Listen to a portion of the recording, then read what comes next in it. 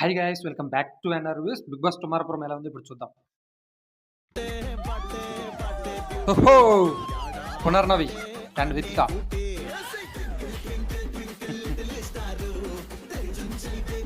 పునర్నవి వచ్చింది కొంచెం AC పెంచదా hot AC అంట. ప్రియాంక వచ్చినప్పుడు సేమ్ డైలాగ్, హారిక వచ్చినప్పుడు సేమ్ డైలాగ్, సేమ్ డైలాగ్ నేనున్నప్పుడు సేమ్ డైలాగ్. Same dialogue. అన్ని నిజాలే చెప్తాను అని ప్రామిస్ చేసి చెప్పాలి. నబీల్ ఇక్కడ నీకు ఎవరు ట్రూ లవ్ అనిపించలేదు? ఇక్కడ అనిపించలేదు. బయట ఉన్నారా? ఇక్కడ మనం ఫ్రెండ్స్ అనుకున్న వాళ్ళు బయటకు వెళ్ళిన తర్వాత మరి ఇది ఎందుకు ఇన్నిసార్లు రిపీట్? బికాస్ నీకోసమేనమ్మా. చాలా క్లోజ్ గా ఉంటున్నారు కదా.